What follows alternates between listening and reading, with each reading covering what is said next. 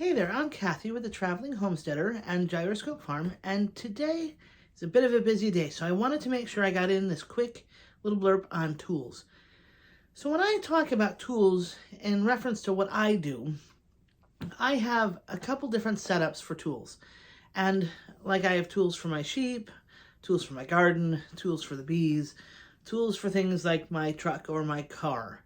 And so I try to use them similarly. So I try not to get out all sorts of different things because I don't have enough money to go out and get everything specific to those things. So I want to have as many universal tools as I can have. So with that in mind, I just thought I'd share with you some of the universal tools that I have that you may or may not have seen me use to this point. Some of it's new that I literally just got for when I do my shearing or when I do my honey harvesting for my bees or my sheep. But others you may have seen when I've done, repairing of different things, or like I just did a video on cleaning up my shears or clippers for use in the garden. Or I even had a video on what saw I used for cutting wood for my fireplace. So welcome. If you have any questions, comments, or concerns, put them down in the comments below. And if you haven't already, hit the subscribe button because it helps out a lot. So here we go on our tools adventure. So first off, we're going to go through my little bee box here. So here we have this general box that I just wanted to make sure all my loose stuff was in. And this is actually going to be for harvesting honey. And as you can see right off is some frames. And what I'm going to do there with those is these are some new frames that when I take out the old frames, or not necessarily old frames, but the honey-filled frames, I'm going to replace those with these so that I can get the honey out and have the bees continue to do their work. But let's see what else is in there that will help me in both maintaining my hive but also harvest. So as I open this, I just wanted to make sure I got a clear box for this so I could see which this was for. So first off is I end up having my smoker here, and more times than not I will have this out so I can see my hive, so I can take it to my hive as I need to. But because I'll be harvesting here soon, some of the basic things that I'll be needing are, this is a double sieve, and actually I was able to get this at a more decent price than where I initially was getting, but essentially because of the double sieve, it will help my honey be, I guess, more pure without some what I call junkus. And as you had seen, these are some of the frames that I got as replacements. Now this already has some plastic comb on it, so the bees can start kind of right off the bat. Some people will coat them with wax to make it more natural. I will see what I can do because I'm just harvesting for the first time, so I will probably use the wax in years to come. But that's kind of what that looks like. For right now, I just have 3 of those, and so we'll go from there. In the future, we'll probably get more. Now next is my hive tool. Now this is actually really helpful, and as you can see, I have it and I've used it a bit. This is propolis from the hive. And it actually this really helps to open up the hive and separate the frames with the honey and wax on them. So this is really helpful to me, and it's been, outside of my smoker, it's been the most useful tool I've had. But as you can see, these are still in the package. This is to put onto a bucket to help have an opening for honey to flow out of. So it's basically just a little trap door that I can put on and open and close on a 5-gallon bucket, which we may see later. And then there are some other options, but this is basically an uncapping scratcher. This is a new version, new to me, and you can just simply scrape the honeycomb caps off to then extract the honey. And that'll help me kind of, as I'm starting out with honey, to get it. And I haven't quite gotten up to the steps of other bigger tools, because I just don't know how much honey I'll be getting. But now this tote will be used for when I transport my honey back into the room where we are now, where I'll take my honey-filled frames, put it in here so that I can transport the honey in an enclosed space without having bees follow me. So this has a couple of reasons for use. But for right now, we're going to put everything back in. But that's my honey bee box. Now for this next bit is for my sheep. And this is my sheep specific to shearing. I have other things that I have down there that are other tools like a pitchfork and clippers that I can use for cutting. But this is specific for shearing. Now, I'll give you a little premise before this. I went to sheep shearing school years ago, and I have found with these sheep, as with my other sheep, it's gotten harder and harder to find a shearer to come out for such a small flock.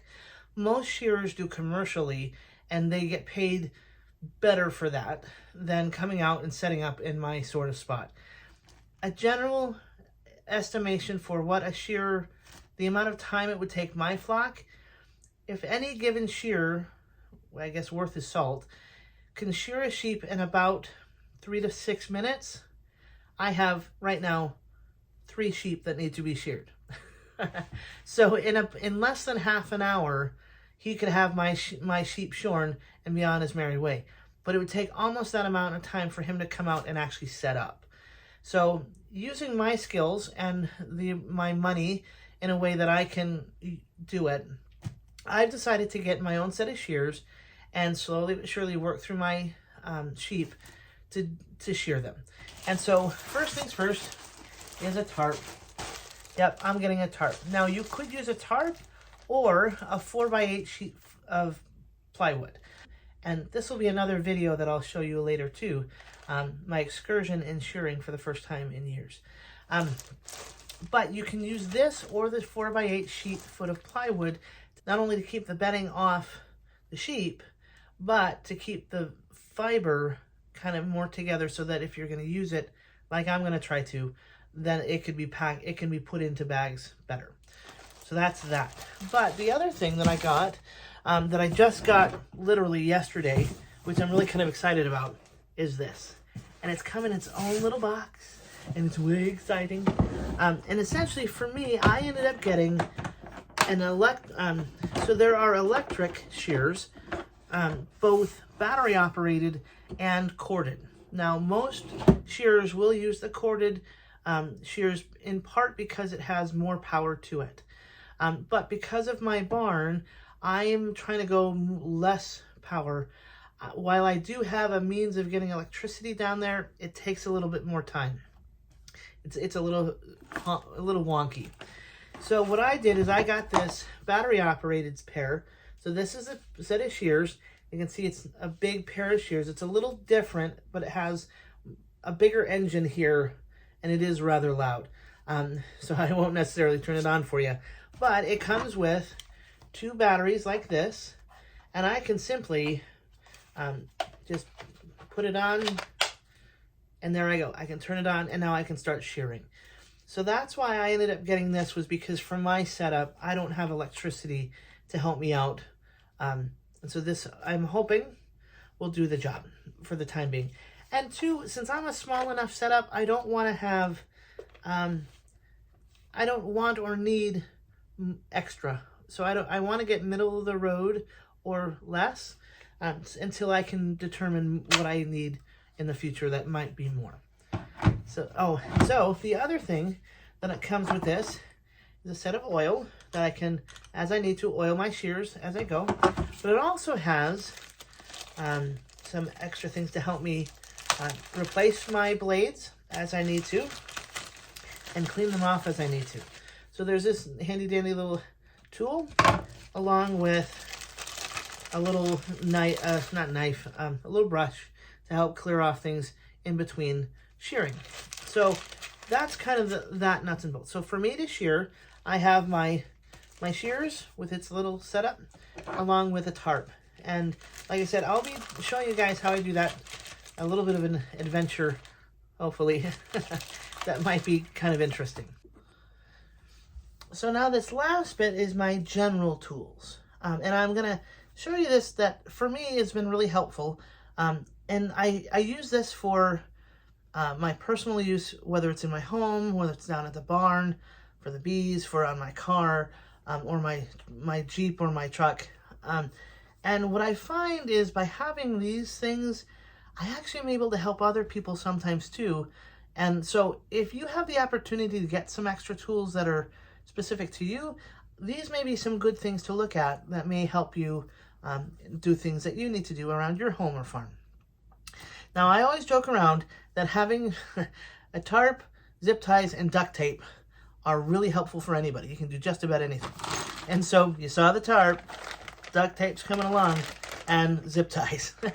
And believe it or not, these zip ties are open and new because I reinforced the fence with them.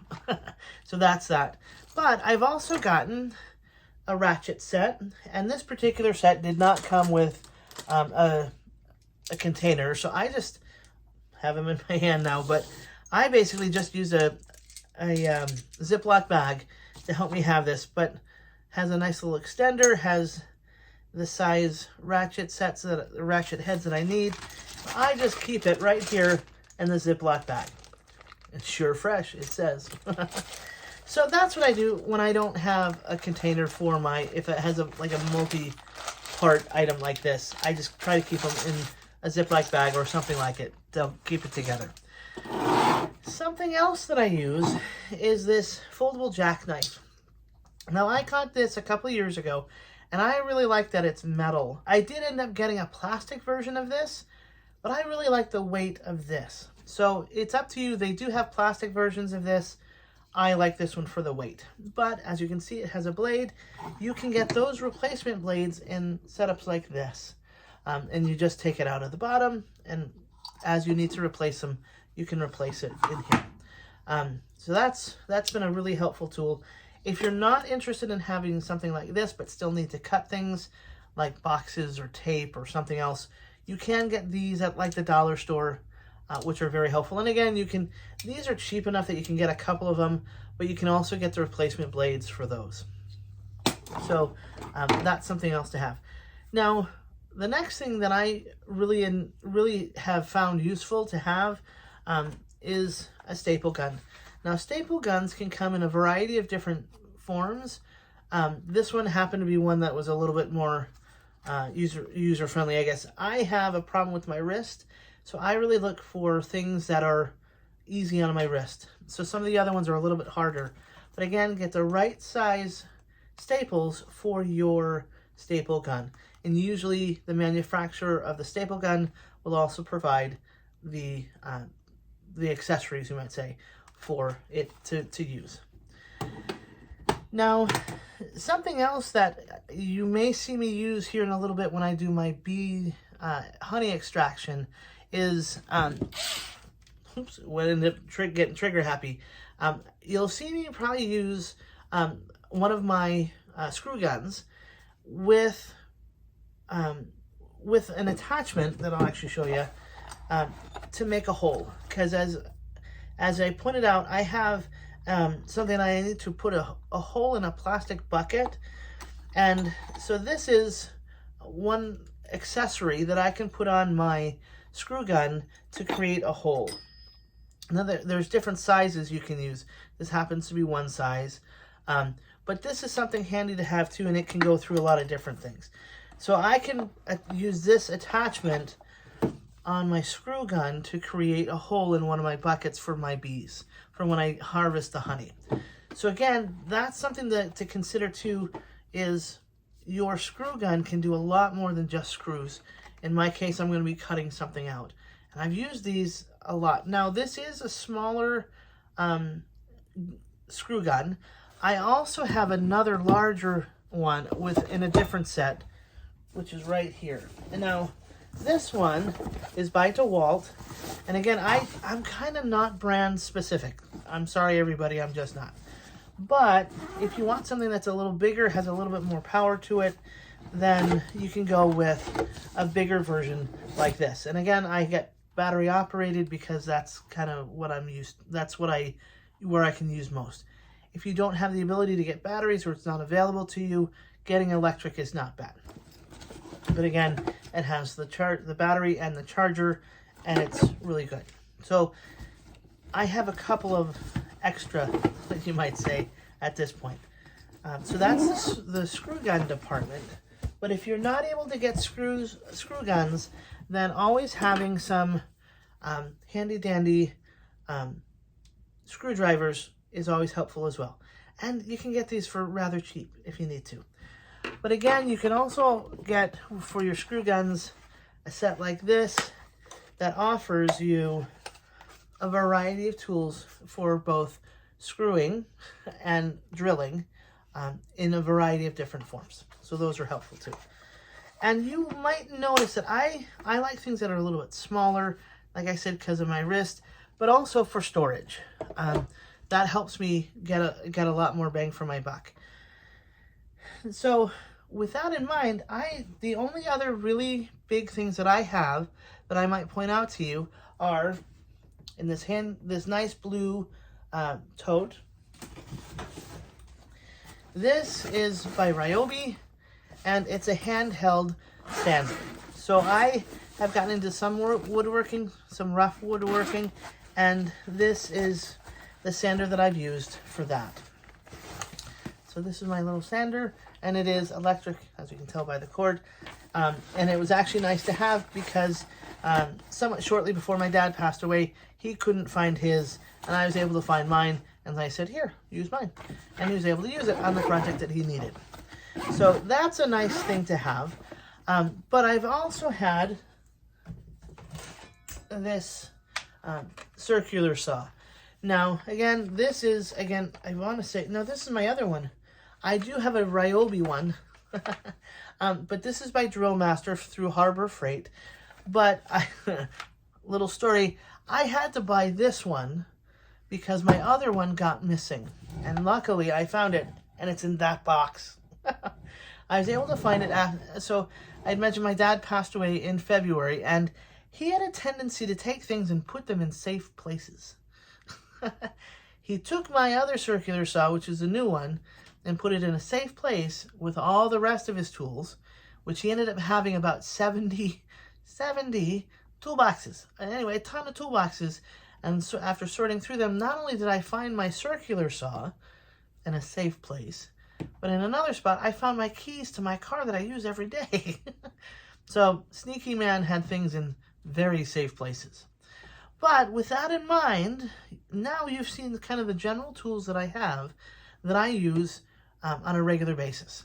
And I hope that this is something of a good help for you to help get some tools that may be helpful for you in your home. And by having these around, you can actually do a fair amount on your own. And if you even want to extend out to your car or your garden, you can have just a few extra tools besides what we've had here to help you out. Like one tool that I got that I use is this. It's not only for my car, but for our lawnmower, our ride-on lawnmower. It's a really small air compressor. And it's like I said, it's just suitable for me, and it does the job nicely. And that's it. And it plugs right into my car. I can use what I call a cigarette lighter. I don't know that they call it that anymore, but anyway. And it has a light up front. It has the unit here to read the units for air compression, and it's just really helpful. And I like it a lot for my car.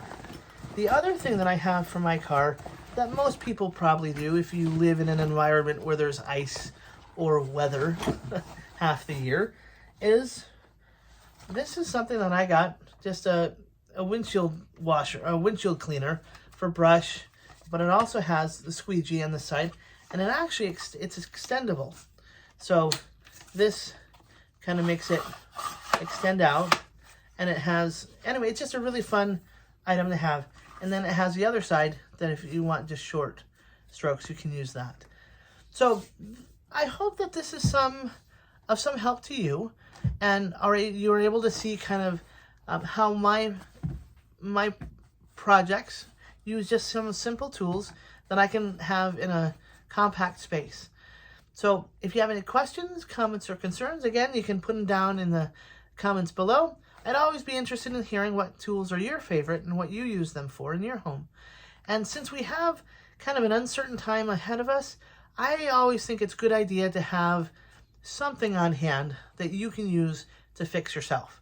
Because at some point we're going to have to do something on our car or on our home, Maybe you're going to have to fix your bed or your dresser. Or if you're like me, I ended up getting a refrigerator and I couldn't get it in the door. So that's why I had to get some tools to get the refrigerator doors off the refrigerator, get it through my door, my outer door, and then put them back on again. So you never know how you might need tools to move things around in your day-to-day lives. So come on back. I look forward to seeing you, and I hope you have a great day.